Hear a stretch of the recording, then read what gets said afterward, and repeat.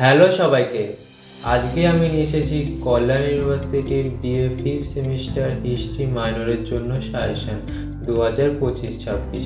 যারা ফিফথ সেমিস্টারে history minor নিয়ে পড়ছো, এই ভিডিওটা তোমাদের জন্য খুবই গুরুত্বপূর্ণ, কারণ আমি এই সাবজেক্টের গুরুত্বপূর্ণ প্রশ্ন নিয়ে বিস্তারিত বলব। ভিডিওটা শেষ পর্যন্ত মন দিয়ে দেখো। হিস্ট্রি মাইনরের বিষয় হলো হিস্ট্রি অফ মডার্ন ইন্ডিয়া। 5 ও 10 মার্কের প্রশ্নের সাজেশন 2025-26। এই বিষয়ের 4টি ইউনিট রয়েছে, তোমরা দেখে নাও। আমি তোমাদের জন্য ইউনিট অনুযায়ী ইম্পর্টেন্ট প্রশ্ন সাজিয়ে দিয়েছি, যেগুলো খুবই গুরুত্বপূর্ণ। আমাদের এই পিডিএফ ফাইলটা কিনতে গেলে তোমাদের 70 টাকা পেমেন্ট করতে হবে। আমাদের এই পিডিএফ ফাইলে তোমরা 2 নম্বর, 5 নম্বর এবং 10 নম্বর প্রশ্নের সাজেশন পেয়ে যাবে। ভিডিওর নিচে বা ডেসক্রিপশন বক্সে আমাদের হোয়াটসঅ্যাপ বা ফোন নম্বর দেওয়া আছে। পিডিএফ কিনতে চাইলে যোগাযোগ করবে এবং আমাদের হোয়াটসঅ্যাপ গ্রুপে জয়েন করো, যার লিঙ্ক ভিডিও কমেন্ট বক্সে দেওয়া রয়েছে। লাস্টে আমি আমাদের পিডিএফের ডেমো দেখাবো যে পিডিএফটা কেমন করে তৈরি করা হয়েছে। এখন আমি সাজেশনের প্রশ্নে চলে আসি। প্রশ্ন ইউনিট 1, 1 নম্বর প্রশ্ন, লর্ড কর্নওয়ালিসের প্রশাসনিক ও বিচার বিভাগীয় সংস্কার সম্পর্কে আলোচনা করো। লর্ড ডালহৌসি ব্রিটিশ সাম্রাজ্য বিস্তারের জন্য কি কি ব্যবস্থা গ্রহণ করেছিলেন তার নীতিগুলি সম্পর্কে আলোচনা করো। অথবা ঔপনিবেশিক ভারতে ব্রিটিশ সাম্রাজ্য বিস্তারে লর্ড ডালহৌসির ভূমিকা আলোচনা করো। ওয়েলেসলির অধীনতামূলক মিত্রতা নীতি বলতে কি বোঝো? অথবা ভারতের ব্রিটিশ সার্বভৌমত্ব প্রতিষ্ঠায় ওয়েলেসলির ভূমিকা আলোচনা করো। সত্যবিলোপ নীতি বলতে কি বোঝায়? এই নীতির মূল শর্তগুলি কি কি? শিক্ষা সম্পর্কে প্রাচ্য ও পাশ্চাত্য দ্বন্দ্ব সম্পর্কে আলোচনা করো। অথবা ভারতের গৌরবময় অতীত আবিষ্কারে ব্রিটিশ প্রাচ্যবাদীদের ভূমিকা আলোচনা করো। এদেশে প্রাচ্য পাশ্চাত্য বিতর্কের প্রেক্ষাপটে ইংরেজি শিক্ষা প্রবর্তনে মেকলের প্রধান প্রধান যুক্তিগুলি কি কি? ভারতে ইংরেজদের দ্বারা প্রবর্তিত নতুন ভূমি রাজস্ব নীতি কি প্রভাব ফেলেছিল?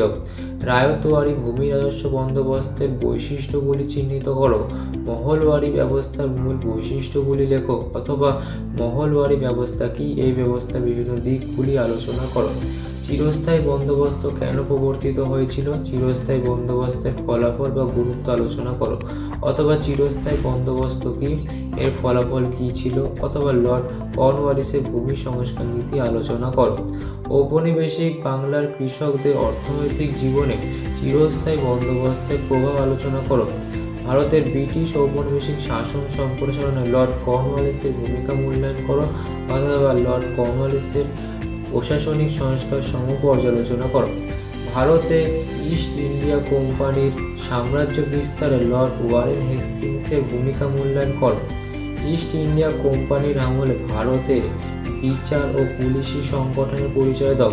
ইউনিট 2, 1 নম্বর প্রশ্ন, সম্পদের বহির্গমন বলতে কি বোঝো? এর ফলাফল কি হয়েছিল? অথবা ড্রেন অফ ওয়েলথ বা সম্পদের বহির্গমন বলতে কি জানো?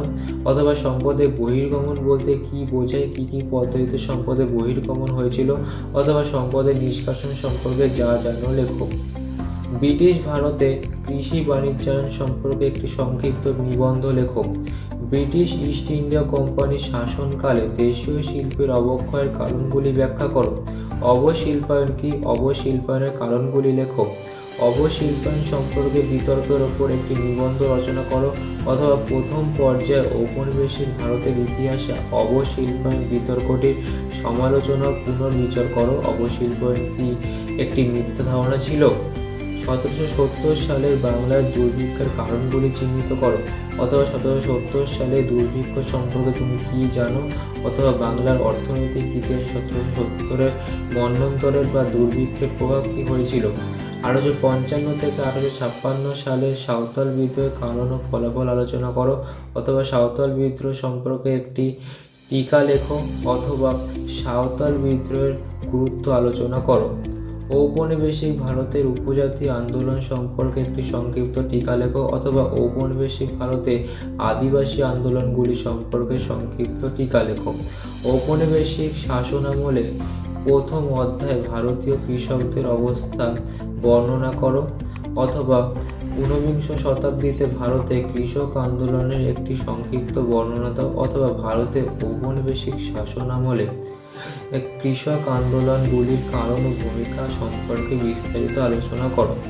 ওয়াহাবি আন্দোলনের চরিত্র বা প্রকৃতি সম্পর্কে আলোচনা করো, অথবা ওয়াহাবি আন্দোলনের কারণ ও গুরুত্ব সম্পর্কে আলোচনা করো। ফরাজি আন্দোলনের কারণ ও ফলাফল বা গুরুত্ব সম্পর্কে আলোচনা করো, অথবা ফরাজি আন্দোলনের চরিত্র ও প্রকৃতি সম্পর্কে আলোচনা করো, অথবা ফরাজি আন্দোলন সম্পর্কে সংক্ষেপে আলোচনা করো। 1857 খ্রিস্টাব্দের সিপাহী বিদ্রোহের কারণ ও ফলাফল আলোচনা করো, অথবা সিপাহী বিদ্রোহ বা মহাবিদ্রোহের কারণগুলি লেখো, অথবা সিপাহী বিদ্রোহের চরিত্র বা প্রকৃতি সম্পর্কে আলোচনা করো।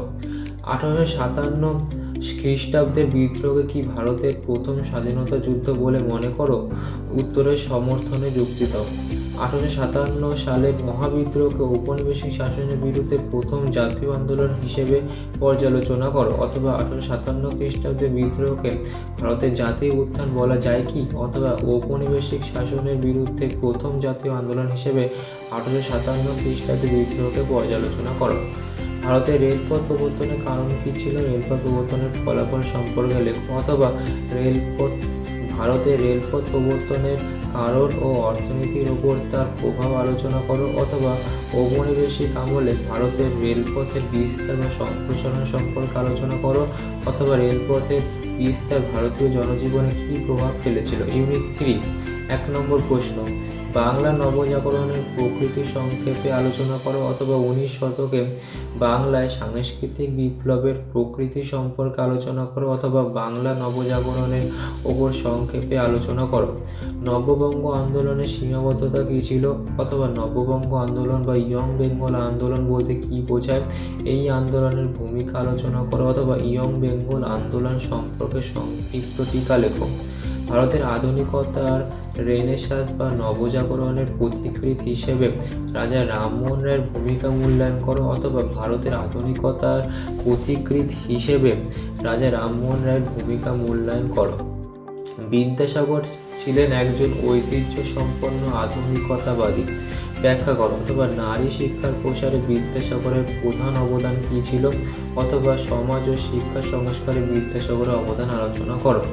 মুসলিম সম্প্রদায়ের আধুনিকীকরণে সৈয়দ আহমেদ খান কী ভূমিকা পালন করেছিলেন, অথবা সৈয়দ আহমেদ খান ও আলিগড় আন্দোলন সম্পর্কে সংক্ষিপ্ত আলোচনা করো, অথবা আলিগড় আন্দোলন সম্পর্কে সংক্ষিপ্ত টিকা লেখো, অথবা আলিগড় আন্দোলনের বিভিন্ন দিকগুলি আলোচনা করো।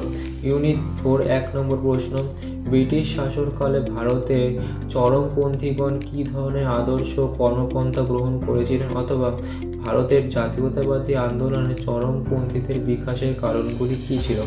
ঔপনিবেশিক ভারতে নরমপন্থী জাতীয়তাবাদীদের ভূমিকার মূল্যায়ন করো। তোমার মতে 1905 সালে বঙ্গভঙ্গ কীভাবে ঘটেছিল। স্বাধীনতা সংগ্রামে স্বদেশী আন্দোলনের অবদান বিষয়ে পর্যালোচনা করো।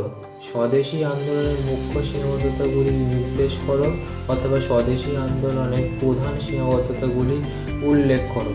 1905 সালের স্বদেশী আন্দোলন ভারতের পরবর্তী আন্দোলনগুলিকে কতখানি প্রভাবিত করতে পেরেছিল, অথবা স্বদেশী আন্দোলনের গুরুত্ব বা তাৎপর্য কী ছিল।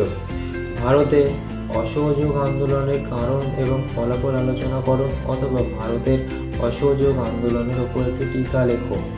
ভারতের স্বাধীনতা বা মুক্তি সংগ্রামে মহাত্মা গান্ধীর ভূমিকা আলোচনা করো। আইন অমান্য আন্দোলনকে কেন্দ্র করে কেন বিভিন্ন সামাজিক গোষ্ঠী যোগদান করেছিল সংক্ষেপে ব্যাখ্যা করো। আইন অমান্য আন্দোলনের ওপর একটি সংক্ষিপ্ত টিকা লেখো। আইন অমান্য আন্দোলন ও মহিলাদের ভূমিকা সম্পর্কে আলোচনা করো। ভারত ছাড়ো আন্দোলনের উদ্ভবের কারণ ও ফলাফল সম্পর্কে লেখো। তুমি কি এই আন্দোলনকে সফল বলে মনে করো? যুক্তি দাও। অথবা ভারতের স্বাধীনতা সংগ্রামে ভারত ছাড়ো আন্দোলনের গুরুত্ব উল্লেখ করো। ভারত ছাড়ো আন্দোলনে বিভিন্ন সামাজিক শ্রেণীর ভূমিকা ব্যাখ্যা করো। অথবা ভারত ছাড়ো আন্দোলন জনগণের অংশগ্রহণের প্রকৃতির বিশ্লেষণ করো। জাতীয় কংগ্রেসের উৎপত্তি সংক্রান্ত বিতর্ক ব্যাখ্যা করো। জাতীয় কংগ্রেসের উৎপত্তি সম্পর্কে সেফটি ভালভ থিওরি ব্যাখ্যা করো। ভারতের জাতীয় কংগ্রেস প্রতিষ্ঠাকল্পে রক্ষা কবচ তত্ত্ব সম্পর্কে আলোচনা করো, অথবা 1885 খ্রিস্টাব্দে জাতীয় কংগ্রেস প্রতিষ্ঠার উদ্দেশ্য কী ছিল। সমসাময়িক ভারতীয় রাজনীতিতে আজাদ হিন্দ ফৌজের বিচারের কী প্রভাব পড়েছিল। ভারতের স্বাধীনতা সংগ্রামে নেতাজি সুভাষচন্দ্র বসুর ভূমিকা মূল্যায়ন করো, অথবা ভারতের মুক্তি সংগ্রামের সুভাষচন্দ্র বসু ও আজাদ হিন্দ ফৌজের ভূমিকা আলোচনা করো। সর্বভারতীয় মুসলিম লীগ প্রতিষ্ঠায় পটভূমি বা প্রেক্ষাপট ও কারণ ব্যাখ্যা করো, অথবা কখন এবং কেন মুসলিম লীগের উদ্ভব হয়। যে পরিস্থিতি ও কারণে দ্বিজাতি তত্ত্বটি ঘোষিত হয়েছিল তার যথাযথভাবে নিরীক্ষণ করো, অথবা দ্বিজাতি তত্ত্ব মতবাদটি বিশ্লেষণ করো। ঔপনিবেশিক শাসনের শেষ পর্বে সংগঠিত মুসলিম সাম্প্রদায়িক রাজনীতি সম্পর্কে আলোচনা করো, অথবা সাম্প্রদায়িক রাজনীতির প্রেক্ষাপটে ভারত বিভাজন বিষয়ক সংক্ষেপে আলোচনা করো। ভারত বিভাগের জন্য জিন্নাই কি একমাত্র দায়ী ছিলেন, অথবা ভারত বিভাগ কি অনিবার্য ছিল, অথবা ভারত বিভাজনের জন্য জাতীয় কংগ্রেস কতটা দায়ী ছিল। মন্ত্রী মিশন বা ক্যাবিনেট মিশন কেন ভারতে আসে, ক্যাবিনেট মিশনের প্রস্তাবগুলি কী ছিল, অথবা ক্রিপস মিশন ব্যর্থ হয় কেন। আহমেদাবাদ ও খেদা সত্যাগ্রহ আন্দোলন সম্পর্কে সংক্ষিপ্ত আলোচনা করো, অথবা সত্যাগ্রহ আন্দোলনে গান্ধীজির ভূমিকা আলোচনা করো। ঔপনিবেশিক আমলে কৃষক আন্দোলনে গান্ধীজির ভূমিকা আলোচনা করো।